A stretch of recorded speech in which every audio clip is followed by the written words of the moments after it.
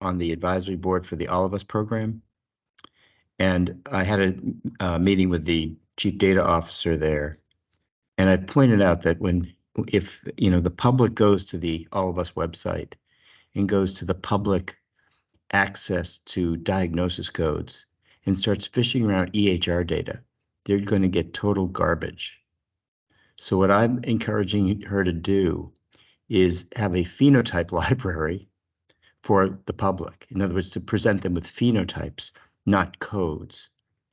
Right. And I called out this group specifically as the potential source for those codes.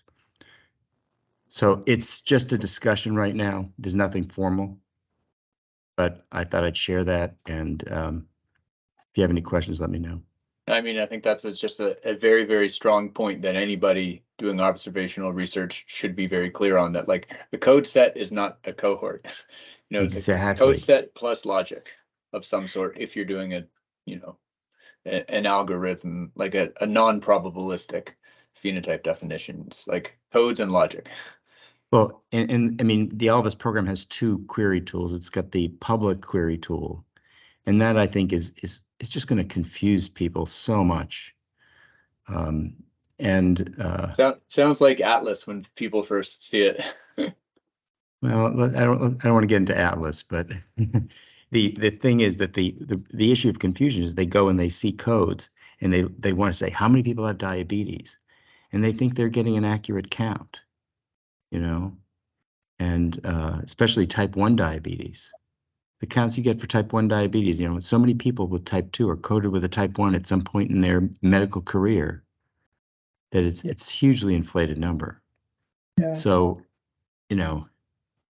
but I think the phenotype library should be used in the public-facing query tool, but also I want a governed phenotype library in the All of Us program so that people can be, if people are publishing papers on diabetes, let's say, they agree on the phenotype. So we have an accurate denominator so these papers are comparable, because otherwise you could get very different results if you start with a different phenotype. So. Yeah. I love the fact that you mentioned denominator there, because we're struggling with this very same issue, and this is one of the things that Gautam and I have been debating, deliberating. In the quality measure space, again, we have the VSAC, which is a series of value sets that is public facing, and anyone can contribute and anyone can access. Unfortunately, there's the downside to the public nature of it in that you don't have the additional information for appropriate use case or fitness for use information for specific type, how like to sort of return reliable and comparable results, you need some kind of version control and some kind of metadata around that explains how this was developed. And I know that there's been a lot of work in the phenotype library to do that. But I'd like to see more, I think, in terms of, ability to define or search by use case down to in the weeds in terms of very specific, not just a type 1 diabetes phenotype, but particularly what scenario it was developed and tested for, such that you don't end up with a VSAC problem, essentially. Yeah. That comment leads nicely into what I'm going to speak about in this year's OKRs. So hold on to that thought. Excellent. Okay, so let's then get to the formal part of this meeting. So this is the agenda that I proposed, and I've added the topic that you brought up, phenotype library, as an agenda item also, like second item. I think can dig deeper to what you proposed. So just to remind everybody, this is the last meeting of 2023. So from now, for next year, the slides will change to Phenotype Development Evaluation Workgroup 2024. The reason why this is the last meeting is the next one, which is the fourth Friday, is the weekend that the holiday season starts, and I don't think anybody's interested in joining a work group at that time. If you are, let me know. I'll connect you to another person who works on those times, which is Patrick Ryan, not me. But don't do them like that. That's horrible. No, that's when he makes this incredible leap in science every year. It's like next year, January 1st, when we come back here, I have this brilliant idea that I've solved over the holidays. So in terms of the phenotype library, I had the privilege of attending the AMIA conference, AMIA 2023 conference, and I've heard several people talk about phenotype library there. And it's definitely a need that the RWE community has. The OHDSI Phenotype Library is probably was definitely unique of all the libraries that were presented, in the sense that this is an executable, fully operational, and conformant to the OMOP CDM. The other libraries that I observed had definitions and logic and discussions. Even some of them had code sets and temporal rules, but they were not computer understandable. So you could not just pull code from the library and run it on an instance and have an output. You still have to configure and write code. So I think there are many unique attributes of the OHDSI Phenotype Library, and I felt good about it. One update that I want to give to the group is the earlier is about the paper on the OHDSI Phenotype Library. Earlier this year, I made a forum post inviting collaboration for working on a paper on the OHDSI Phenotype Library itself. There was some movement there, then it kind of simmered and so on. But we reignited it during the EMEA conference. Juan Banda, if he's on the call, I hope he can speak up. And I brainstormed together at the conference. And we have a write-up that I would love to get your input on. So I will share it with the group, but right now it's like a open Google Docs that's available to the internet that I'm going to pull up. Go ahead. Is there any reason the Phenotype Library is not part of Athena? Athena and Phenotype Library, let's think about it. So Athena has a specified purpose, and that is to search and retrieve codes. Right, I know. I use it a lot. And it's an excellent tool. And one of its purpose is to provide the input specifications to somebody who's ETLing their data into OMOP CDM. So they will get a versioned vocabulary, and they can do a selection process for it. They can also explore the vocabulary. It does not allow you to create code sets. It does not allow you to create code definitions. And that's the scope of this tool.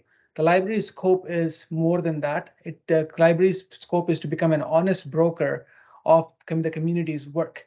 So if you have built a code definition and also maybe a concept set, you want to make it available for others to retrieve using FAIR principles. And that's what this serves. So they have different scopes. Yeah, Athena is for exploring coding hierarchies within. Oh, I know. Different. You know all this, and then so here's the thing about mapping between like within and between. You know all this. We have to meet people where they're going, and I think a lot of people go to Athena when they're looking up a code, and what we want them to see there is, oh, you don't want to look up a code, you want to go to a phenotype. Kind of intercept them. It doesn't have, I don't think there's anything in Athena today that does what we want. Don't get me wrong. I'm not suggesting we use Athena as is, but I think there could be an extension. There could be a place within the Athena framework for the Phenotype Library. Just a thought.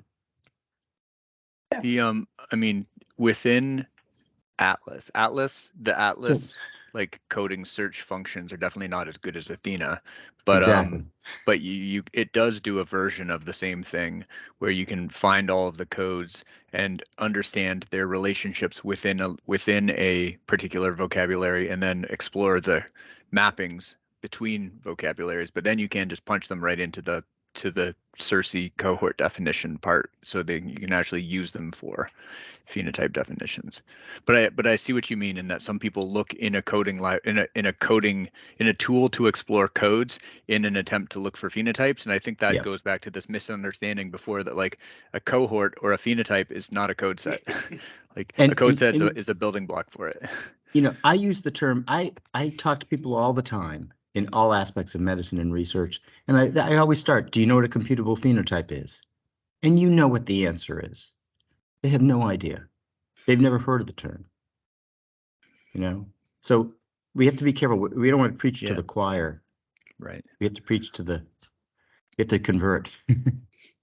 Yeah. So our goal here is to make sure that the community has access to these resources, which is core definitions We are tool agnostic.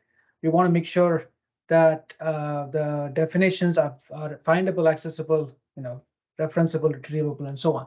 If Athena is the tool, so be it. No, that's not an issue. It's just a place to put the tool, by the way. Yeah. So the way the library has been currently designed and is documented in the write-up that I shared with you all.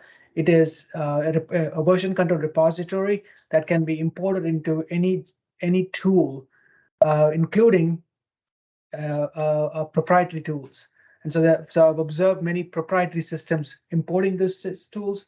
Athena is a partially proprietary, partially open system, and it can enhance itself and import the definitions. We can also import it into Atlas, and then there are others in the community who have built some open tools like Phenotype Explorer and so on and so forth that is built on top of it. So there's multiple ways to come to the library, but the library is exposed itself through a GitHub repository with its API endpoints that can be that you can layer any tool on top of it. And Athena is welcome to layer itself on top of it too.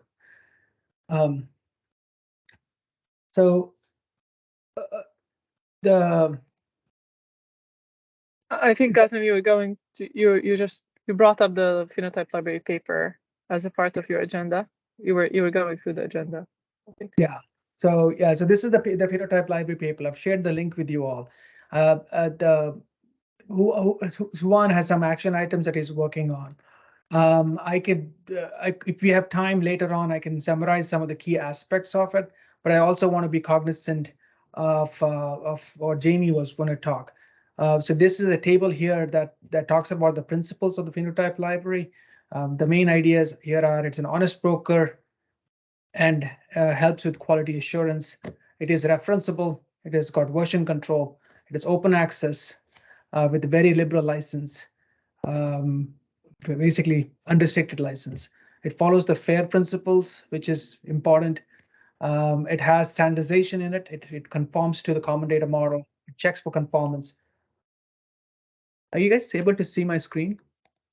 I'm having some difficulty. No, not sure. No, we've been watching you No. talk. I don't think you were sharing. I don't think you started the sharing. Yeah, here. Now can you see my screen? Yes. Yes. Okay, can you still see my screen? I got it. If I stop seeing my Yes. screen and I'm looking like I'm presenting. All right, so I pulled up this table. So this is the principles of the Phenotype Library, and here is the principles. Have a look at it. And like I said, it's an honest broker. So anybody in the community can submit it. It has got quality assurance associated with it. It's referenceable, it's version control, it's open access, it's liberal licensing, it has FAIR principles. It has standardized and it conforms to the common data model. It checks for conformance. It has a comprehensive metadata management system. It supports several technical systems, including Athena, if Athena wants to support it. It integrates with the OHDSI ecosystem, so it's ready to go. And it enables for community engagement and collaboration through the forums and other things, as has been demonstrated. So that's the principles and the power of this library. The Juan is now working on a submission system. Right now, the submission system is pretty manual, but I think we have figured out a way to build a tool to make it more efficient for the community librarians to handle it. So there's the details of it. Would love your feedback, and if anybody else wants to partner with us as we get this to be on to the finish line, you're welcome. There is a there was a invitation for collaboration here. There's a co-author. If you want to be a co-author, just click on this link and you can put your name on it, and we'll add you as invited collaborator. I tried and was blocked, so I requested. I clicked the request edit button at the top of this document, request edit access, and maybe that'll allow me access to this Excel. Okay. Maybe I'll put it on Google Docs and make it. It'll probably show up in your Google Docs somewhere. Yeah, this is on the OHDSI tenant, so I may have to move it to the Google Docs, which is I think a little bit more open than OHDSI tenant. Asa, you have your hand raised. Yeah, Gautam, maybe you we put a timeline around this.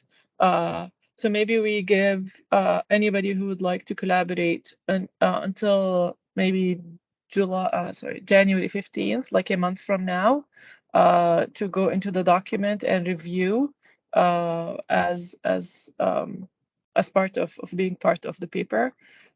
So like you have a draft right now. I know Juan has an addition he wants to do in terms of the submission and create the system and add it to the description of the manuscript. But that is something that Juan can work on in parallel while people go in and look at your first draft and ask like, let's get feedback until January 15th. And after that, you work on the comments, edits, and produce your second draft, and then we take it from there. Yeah, and maybe you got to update the post on the forum too, just if somebody's not attending this meeting and is interested, can also be part of it. Okay, I'm happy. I think I can do that. I'll also change the location of this file to a Google Docs file, which I think this one relies on the Odyssey tenant, which folks have find it difficult to access. Okay. Exactly. So you have the manuscript itself and then the author list, so people can edit and then add their name if they feel that they deserve authorship. Yeah. In terms of authors, I asked them the affiliation, but I have a column called contribution. Yeah. So this is our standard author list. Yeah.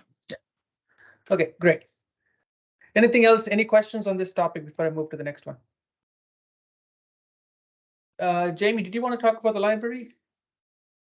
Or just that I was I'm intending to participate in this manuscript development and think that I've got something that I could add to the like conclusions discussion section about like once we have these phenotypes, what to do with them for evaluation beyond just reporting measurement errors and comprehensive clinical characteristics. Fantastic. Okay. Moving to the next topic, which is the brainstorm on OKRs for next year. So we talked about OKRs for last year, and we stuck to it throughout the year, and I think we did a reasonably good job. OKRs are designed in such a way that if you achieve all the objectives in your OKR, then you have actually not set your bar high enough. I think we reached 85% of all the things that we said we will do, and that's a good thing. So I wanted to do an open conversation about what we want to do for 2024. We now have a clean slate. Any thoughts? Do we have anything left over from 2023? Yeah, so we do have the community collaborations. We do have the Phenotype February activities from 2023, where there were leads, and the leads had committed to try to convert their work into papers. There was a communication from Dr. Wu on Parkinson's disease that I saw, Joel. So there's some action there. But otherwise, I have not heard any more further actions in the other phenotypes. There's also the work that we did through How Often. There was a group we met on the face-to-face, and we divided ourselves into 8 groups. So I would like to get some updates from the folks who want to continue that work.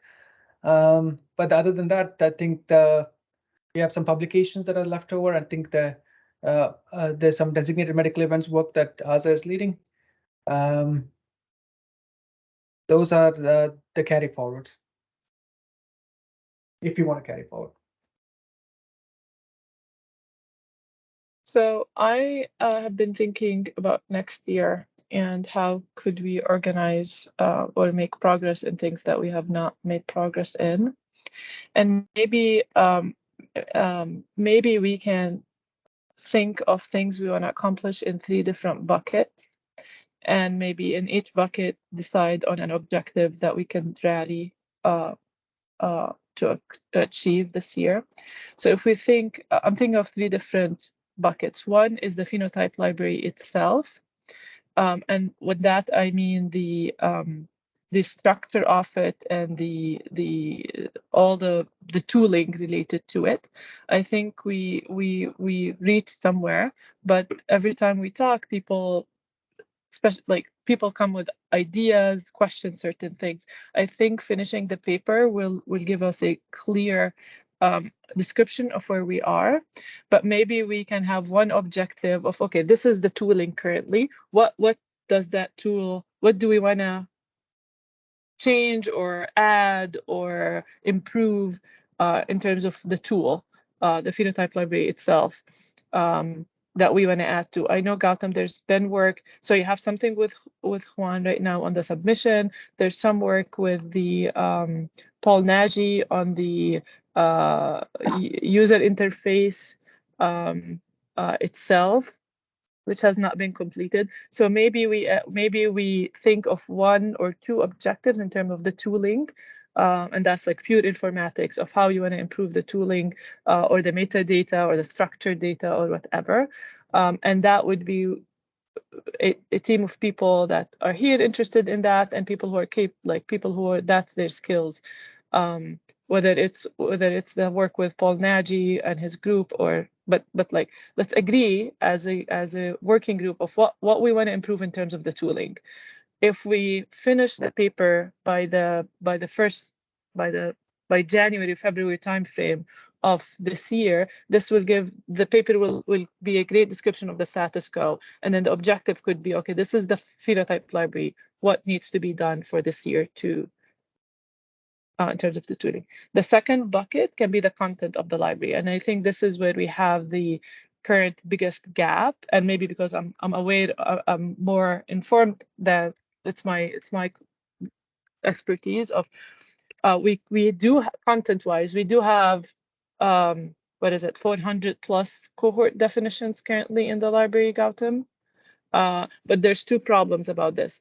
Number one, that is still at all, that's very little compared to all the cohort, to all of the cohort definition that is needed across the network. So just quantity wise, it's good, but it's not at all. It's not at all a place where, oh, I'm running a study, oh, I need a phenotype. I'll definitely find it. There's a 90% chance that you're not going to find it in the Phenotype Library. The second thing is the quality of those, the quality of those 400. So we know that last year we took an approach of anybody can submit, and it can be anything as long as it generate some data or identify subjects in one data source. And we know that this is a very low bar. And when we look slightly during how often of the quality of those cohorts, we find many problems. So we went, prior years, we were like, we were very strict of what cohort needs to be in the library. The last year, we were like very, very open. So we went from nothing to everything. And that led to some of these cohorts having issue with the quality. So maybe we need to put an objective in terms of peer review again, or look at the quality of those cohorts, or remove things that are really noise and should not be in the library. It could, so that is one thing. And then the content, which adding to the content could be exactly the carry on from the things we didn't complete last year. So all the work that was done in Phenotype February is already in the library, but not published, but in the library. But the work that we did in the symposium, we haven't yet complete in terms of just completing those phenotypes that people started. So that could be an objective, which instead of starting from scratch, just finishing the cohorts or the phenotypes that we started last year and get them to the library with all their metadata and all their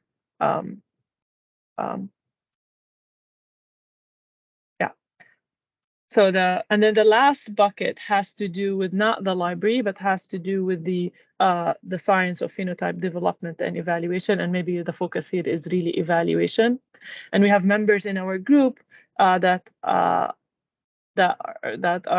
their science. They're working on what do we do with phenotypes that are developed, or how we further improve the evaluation. And so we can select from, depending on the interest of those individuals, what could be one or two objectives that has to do with like method in terms of development and evaluation, or method related to quantifying measurement error, or method related to how do we adjust for this measurement error that we could help these individuals achieve. And it could be a working group adopted objective. And Okay, we don't so have if to I do may- all of that, but this is where my thinking was in terms of what could we tackle next year. I think I hope I captured all this group level goals. Okay, I think I captured your ideas, Aza. Joel, you have your hand raised. Let's see. Continue.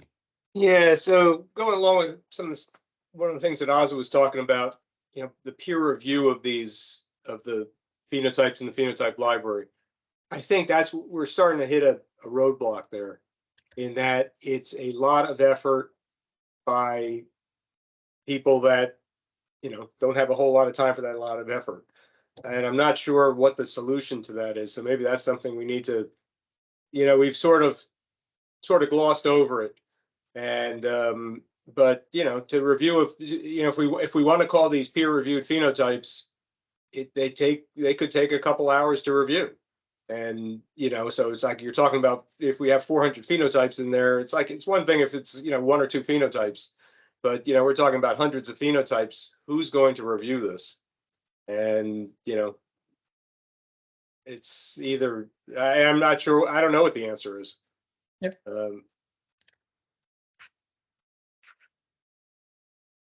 Yeah, so I have some opinions on it, but let's continue.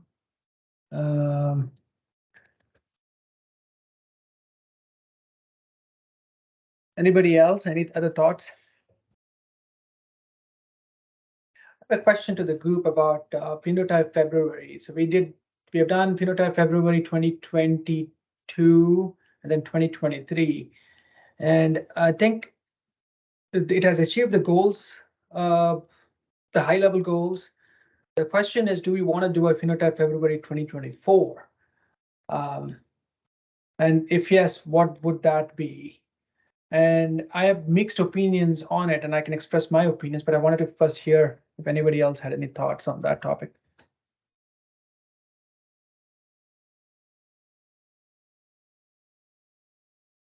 On the fence, Joel shrugs.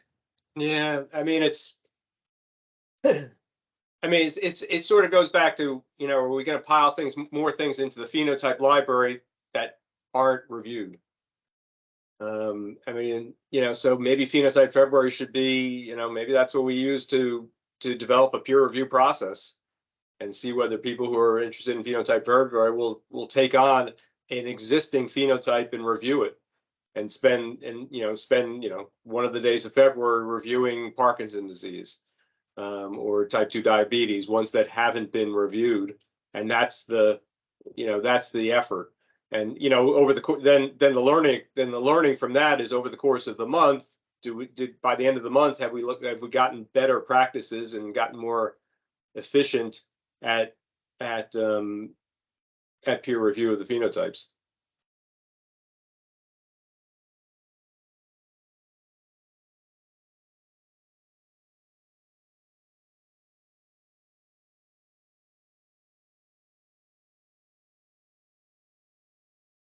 Okay. So my opinion about Phenotype February is it's a lot of work. It's but it has from a primary objective, when we created that initial idea was for people to recognize that this is an important area to focus on, and we achieved that to some extent. But my source of disappointment with Phenotype February is after Phenotype February, when some people in the community put a lot of energy to push it forward, when they stop working on it, the whole thing just fizzes and there's no continuation. And we all have our day jobs, and it is just not possible to keep the momentum going. So my reflection is, whatever we do should start, and we must be able to finish by the end of that defined period of time, without anything that should be carried forward. The second aspect that I've focused on is the amount of energy it takes to onboard a new collaborator, and to spend time with them, but at the end, the conversion to some form of a long-term scientific collaboration is actually very low. Could you give an example? 9 out of the 10 people that we work with during the phenotype, you never hear back. I'm sorry, I missed the last part you said. Never Hear back. Never hear That's Well, it's fine. I mean, that's the nature of collaborations, and it's not it. You always have to make it a win-win, and it's fine. I mean, it's the nature of things. We did, the goal was to get people to know to get sense of how phenotyping can be done, and I think we achieved that. Yeah, I mean, the writing a manuscript is usually a hard job for most people, and none of usually these kinds of manuscript get pushed when none of these people were academicians. None of these people, it's not their, I mean, it's different. So I think it's fine. And maybe also when you think of 10 papers, it becomes hard, but maybe if we focus all on 1 or 2, we could have achieved it. So I mean, yeah. But if you say 9 out of 10 didn't really contribute, I mean, that could be, I mean, to be able to take it to the end, to the goal line and publish the paper on it may need more, I wonder what proportion of the people didn't have data. They had an idea for their phenotype, but needed data to run it on. And then it basically becomes a network study, as in, getting other people to contribute to run their phenotypes and contribute data to it. So yeah. That's, and we know from experience in OHDSI that it's difficult to run network studies. Yeah, I think you're right, and it's not a problem that we can solve today, but it's just something that is an observation that I wanted to share. So the question is still on this: should we do it? If yes, what should be the scope of it? And one scope that Joel has proposed is just to focus on peer review. And I have some opinions about peer review also. I've tried to articulate that in that paper. Yeah. So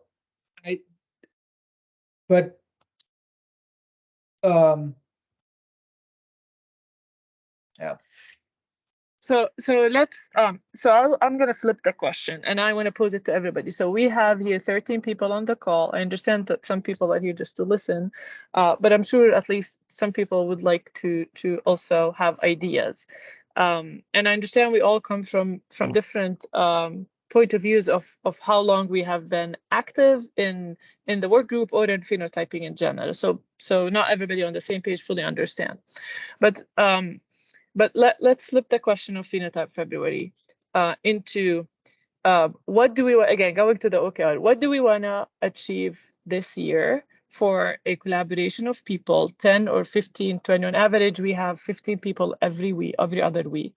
So if we think of the group as a 15 people, let's say 10 of them are actually really interested and committed to be part of something. What do we want to achieve for this year in terms of the science of phenotyping and development, or the tools of phenotyping or development, all the assets of related to phenotype for the community and the people who are part of the community and who run network studies in the community? What do we want to achieve? Phenotype February is just a block of time. It's just the tool to focus on maybe one of these objectives. If it's not appropriate method for the objectives we're gonna think, we can drop it. If it's an appropriate method, we could use it. But let's not think of an objective for Phenotype February. Let's all 13 people today. What would you like to see achieved in this work group? And what would you like to be part of achieving in this work group next year? And it could be anything related to the phenotype problem. Whether it is adding to the library, changing the library, anything. What would you like to see achieved, and what would you like to be part of and contribute to? And then we can think can we utilize something like Phenotype February to move in these goals? So let's open it again. I see 30 people. Just come on mute and just think of what would you like to be achieved. What if you are here today, then you're here for a reason. Yeah, Oleg. Yeah, hi. So this may be actually a stupid idea, but I came up before the symposium. I came up with the idea to check whether doctors are using neuromuscular blocking monitoring when they use neuromuscular blocking agents, right? And when I was preparing the phenotype, it turned out that the event of neuromuscular blocking monitoring is not recorded at all in the data. So there is there are some codes in SNOMED, but there are no codes in CBT4 to record that, for example, and no codes in HICTIX to record this event. So there are only SNOMED, and therefore custom vocabularies mapped to this. So now a question got me thinking, so what if we have some maybe publication or maybe the list of problems that could not be solved, so sort of limitations of phenotyping work. So what could not be achieved at all in principle, something like that. Maybe a stupid idea, but something I'm so Oleg, are you thinking of, can we identify let's say clinical events, phenotype that actually cannot be phenotyped? Yes. And, Using and I think that's a really good idea. And just list them up front so we know those are things that cannot be phenotyped. And okay. I think that's an important. I think I like that, Oleg. I think that's an important learning that we could say, based upon the OMOP data model. These are, you know, and the data that's in the current vocabulary. These are things that you likely can't do. I mean, so it gives a limitation to people thinking about, oh well, let's phenotype this. I like that. And as a result, we can change the model, change the vocabulary according to these new findings. So may also result. So it's not things that cannot be phenotyped because they just not captured in our observational data in general. You're saying they can't be phenotyped because of problems related to the CDM vocabulary or mapping or stuff like that. Well, it is a general idea. Some things could not be phenotyped because of can't be phenotyped. Yeah, that is not recorded, and we could not solve that, right? Because it's not recorded, so we can do nothing. But if it is recorded, but for some reason our vocabularies are not granular enough, or then we can change the model, we can change the vocabularies, we can change something and achieve this goal. So this sort of two distinct. I mean, think about Dilly. You know, drug-induced liver injury. I mean, that's on the edge of not being able to be phenotyped. I know you and Gotham have been working on it, but it's a real tough one. No, DELI cannot be phenotyped, but hepatotoxicity can. So you come up with the proxy. Big difference. Yeah. Yeah. And that's okay. So we got the idea from a league. Let's get people. Okay, Christopher. Oh, Christopher. Hi, one thing I would like to see is, within Atlas, the ability to define a phenotype with a probabilistic or machine learning model, so that can be deployed as part of a study.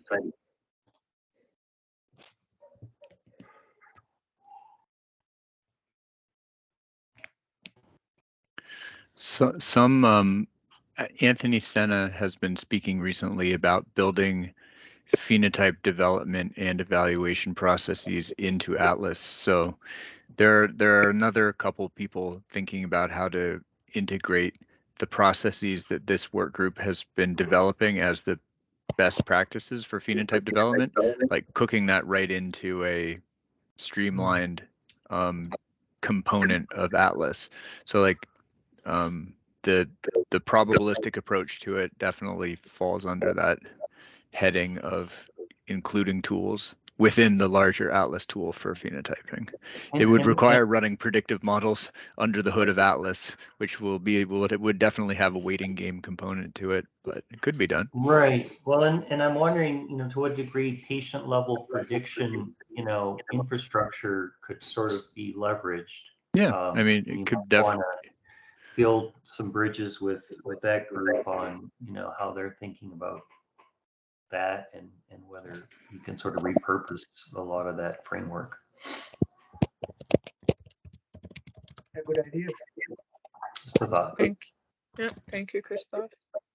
Yeah, like there is in Atlas, there is a prediction study UI with like all the buttons to include all the specifications for a predictive model. So that could be tailored for this purpose rather than predicting some sort of outcome event among some at-risk population. It could be for the purpose of phenotyping.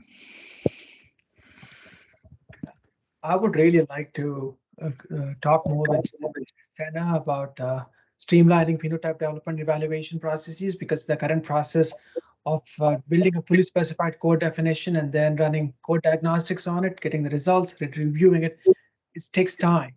Yeah, and you have to do it in like many different places. So like doing the complete phenotype development activity within Atlas would require UIs to fully specify not just creating your cohort, but creating a cohort diagnostics run and creating a PLP run if you want to do a probabilistic approach, or you also need PLP if you want to do phi-evaluator to get quantified measurement errors. So it's like a lot of pretty beefy R packages would all need to be parameterized into a UI in order to do this. And then clicking run under the hood, your Atlas, you'd be watching a spinning circle in Atlas for a great deal of time doing it all.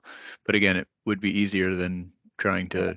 A simple idea that I can think of is the idea of temporal stability for a concept set expression. So now we have a concept set expression. Just look at the temporal stability that we get in cohort diagnostics, but apply it at the concept set level, and see for patterns. And that's the diagnostic right there. And that should be enough for us to know if the concept set is temporally stable. So Gautam, there's an idea that you and I have talked a little bit about, and maybe that is something we could put, which is related to this. So what did we call it? We talked about diagnostics, like simple diagnostics of cohort hygiene. Yep. And what that is we all know people who try to, develop phenotypes following any steps that is not just deciding on the code and run with it, is that if you're going to use cohort diagnostic or phi-evaluator, that is a very long process. And not only that, sometimes there are bugs and issues that you maybe can see without needing to run a full characterization or a full phenotype phi-evaluator with a full prediction and all of that. There are bugs that the eyes can't see, or but maybe we can run some diagnostic that right away tell you, well, your logic doesn't make sense, or your concepts are not stable over time, just as you said, or you're taking earliest event, but your logic's like something like that. So we can think of 6-7 diagnostics that has to do with cohort hygiene. So people can run right away. And that, if we figure out something like this, we can run this to the 400 cohorts we can have, and at least get rid of those cohorts that just don't logically make sense, not through somebody looking through them, but through a machine looking through them, if we could figure out some logics and rules. Yeah, and I think that's something that we definitely need it. We observed that in how often where the contributor of the code definition intended the code to be an event cohort. That means the person can enter and then exit from the code and then re-enter in the future. But in their construction of the code definition, they used at the bottom end of observation time. So that by design limits it to 1 record per person. That's a code hygiene rule violation. So if you say it's an event cohort, then you can't have the end of observation things. So we can create a set of rules like that about logical fallacies. I think, Christoph, you experienced that during the face-to-face, during your code construction experience. Logical fallacies? Sorry, can you? Yeah, so like if like simple things that you may miss, and that leads to unexpected results. Oh, like just in the sort of the interface where you're. Yes. Yeah. We've been doing a lot more on that PTSD phenotype. It's like the promise of Atlas is, non-programmers can kind of do stuff, but you have to be like a programmer and an advanced one to think through all the ramifications. It's actually, it's deceptive in you think you're doing something that should be straightforward and simple. And it definitely doesn't. It doesn't relieve you of the complex logic and Boolean thinking that you need to go through in creating a cohort. Like, even though you're not writing it as code, you still need to consider all of the exact same concepts of logic. So it's like it saves you from typing it in code, but that doesn't mean you have to stop thinking critically about all of the logic that goes into James. Mm-hmm. It's kind of, like you're having to have a temporal picture in your head to do it that's correct, and there's so much that's unobvious. Need to have one of these and draw on it and the whole thing. Yeah. And the GUI doesn't, that's just so. Well, is that something for Phenotype February? What if we took a week in Phenotype February and did advanced Atlas? For phenotypes? Yeah, for phenotypes. Advanced Atlas, you mean like training, or like change Atlas to become more? No. It's just like what we went through in some of the face-to-face ones that, we went through in Johnson & Johnson, that, we go through that, and it's just like we all learn from those intense sessions and like, how to do things correctly within Atlas. There's a lot of fine points in there that people don't understand. I mean, it goes back to as simple as, doing end of observation period when you want multiple things. That's like the easy end. We talk about that on Monday, and by Friday we talk about some of the more complex things that need to be put in there. So we can put this as a broader idea, which is basically phenotype development training, as Atlas being the tool. And we definitely can, and maybe should, because people are at very different levels of skills when it comes to using Atlas or phenotype development. So we could think of like 0.1, like Atlas 101 and Atlas 102. I'm not talking about, like, we can say it's Atlas, but it's the idea of developing phenotypes using the tools we have in OHDSI. That is something, like, every time we talk about phenotype, even in Phenotype February of the last 2 years, one of the gaps that I definitely identify is there's a lot of people in the community whose interest, and maybe some of them on this call and think they're shy to say, their interest is really just learning how to find codes, how to use Atlas, how to come up with a cohort that they are thinking of. But so we can put an objective as purely just training not only people but ourselves, and it could be like an advanced, like all these hidden stuff that Joel you're talking about, that like somebody like me who spent a lot of time developing cohorts kind of figured out throughout practice, that can talk about with others, and collectively we can get this.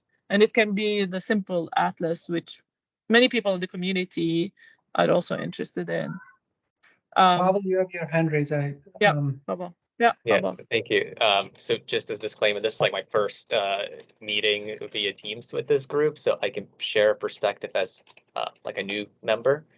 I think there's like a big entry barrier to even figuring out how to, let's say, evaluate or peer review a phenotype. Like I look at Evaluator, and if I don't have any like knowledge of R, it's a huge barrier. So I'm thinking, peer review could be a really good way of getting your feet wet in phenotype development, but maybe peer review can be broken down into like smaller, almost like atomic tasks. Like one person could just maybe do a clinical type of peer review, right? If they only have clinical expertise, and another person who may be very good at, running these like R code can just do like a evaluator or another type of evaluation, so that it's not on one person to do an entire thorough peer review and go through all these steps.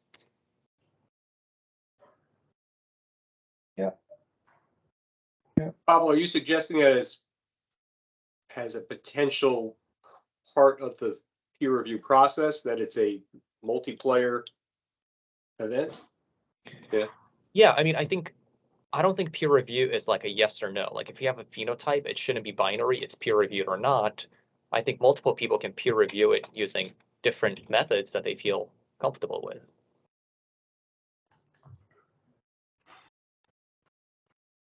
I mean, it's the submitter that should be doing the R coding at first in order to create the comprehensive clinical characteristics and getting the measurement errors, because like Cohort Diagnostics and Evaluator are currently not accessible in Atlas. So like, are you saying a peer reviewer should then be like looking for bugs in the submitter's code in getting those phenotype attributes?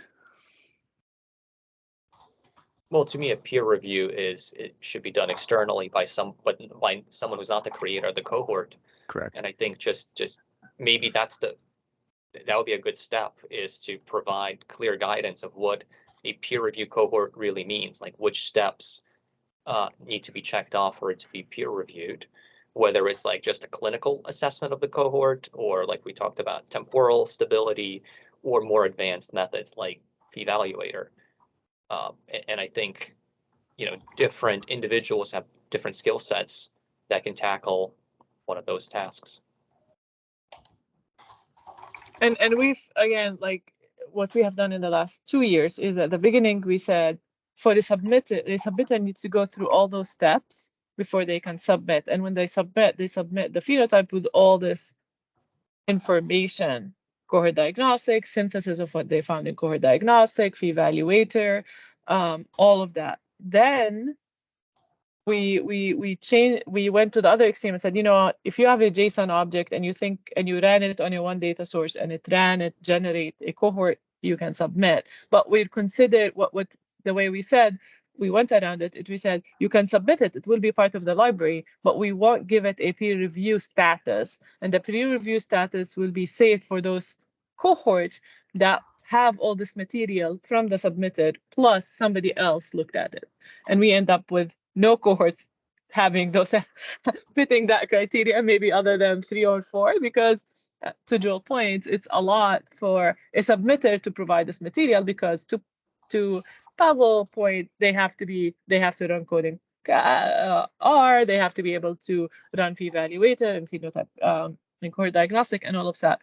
And there's nobody who can review all of this at once. So well, I mean, the peer if I understand it correctly, though, the peer review job is like you said, it's only for phenotypes that have undergone Cohort Diagnostics and Evaluator in at least one database, and then the peer reviewer is basically reviewing those results against the interpretation that the submitter made to make sure that like they've in fact, I don't know, understood the cohort overlap in the development process, or they've properly interpreted the incidence rate diagnostic compared to existing literature, or any of the diagnostics that contribute to the final evaluation result, whereas the peer reviewer doesn't like go in and make sure they specified Cohort Diagnostics correctly, or they didn't make a mistake with the acute versus chronic evaluators time window settings or so on. Correct. So, but we don't have any of that for the most of those 400 cohorts. Either because we don't have the material to start with, or we don't have somebody who looked at it. All right, we have 1 minute left for the 2023. So this is the last meeting of the year. How do you guys think we did with our OKRs for this year? I did not write a paper that I said I was going to. So individually, I'm a failure. We're talking about the group. But as a group, 85% is great. Like you said, 85% is good. You got a lot of like the group got a lot accomplished, but not so much that it was like a low easy bar to basically give yourself an A+, even though just because it was easy. I had a fantastic experience working with you all this year, and I'm really looking forward to next year. I think maybe we can keep pushing clearly specifying what we want to do and try to get to that and reflect on it again at the end of 2024. So in our next session, Gautam, we continue to next year we'll meet up and we really need to narrow on 1 or 2 things we want to accomplish on any of those things and focus on it for the rest of the year. Yep. So we're still not there. My vote is Phenotype Library paper first. Like that is something that has all of the content available for it, and it's now like a writing exercise. No one needs to do any analysis, specify any network studies, figure out any, differential database environments across different parts of the world. Like that content's all there. So that's a writing exercise. So I'm glad that one's underway, and I think that could probably be achieved first. It's also a read of that. It's also even if you don't, like people on the call, even if you don't think you can't contribute to that paper, it is a good place to train yourself of what is there. Instead, if you think that you're not on the same level where people on the call are, it's a good place. It has everything that we kind of thought about the last 3 years. So it is a good place to know what's in there if you're interested to stay. Hope you do. Have a good rest of the year and Happy New Year. Thanks, Happy everyone. holidays, everybody. Happy New Year, everyone. Bye. Happy New Year. Yeah.